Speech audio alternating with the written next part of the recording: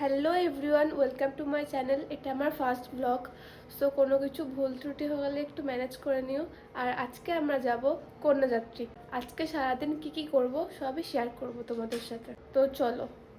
প্রথমেই আমরা পার্লারে চলে গেছিলাম। সেখানে গিয়ে আমার দিদির দুটো সাজানো ছিল, সেইগুলো কমপ্লিট করে আমাকে রেডি করিয়ে দিল। আমি মেকআপটা নিজে করেছিলাম, বাকিগুলো আমার দিদি করিয়ে দিয়েছিল। তারপরে আমার দিদিও রেডি হয়ে গেছিলো আর আমরা বাসের উদ্দেশ্যে বেরিয়ে পড়েছিলাম। এখানে বাসে পৌঁছে গেছিলাম, দিয়ে আমরা বাইরে দাঁড়িয়েছিলাম কারণ বাসের ভিতরে প্রচণ্ড গরম ছিল।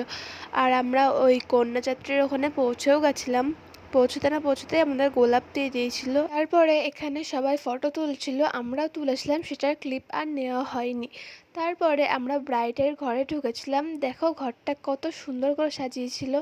আমি ভালোভাবে ক্লিপটা নিতে পারিনি কারণ ওখানে অনেক লোকজন ছিল। তারপরে ওই দেখো এই পাশে ব্রাইড, মানে আমার দিদির বান্ধবী। এখানে আমি আর দিদি একটু ভিডিও করছিলাম। তারপরে আমরা চলে গেলাম হচ্ছে স্টেশনে। যেখানে বিয়ে হচ্ছিল তার পাশেই ছিল ব্রাইডের মামাবাড়ি।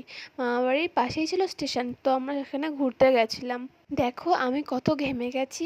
আমি না শীতকাল হোক গরমকাল হোক খুবই ঘামি, সারা বছর ধরে ঘামি খালি। তারপরে দেখো স্টেশনে পৌঁছেও গেছিলাম আর পুরো ফাঁকা ছিল স্টেশনটা, মানে আমরা ফ্যামিলির লোকই ছিলাম খালি। তারপরে স্টেশন থেকে এসে আমরা খেতে বসে পড়েছিলাম, তখন প্রায় 12টা বেজে গেছিলো। উঠে আমরাও নেচে নেচে বাড়ি চলে আসি। Thanks for watching.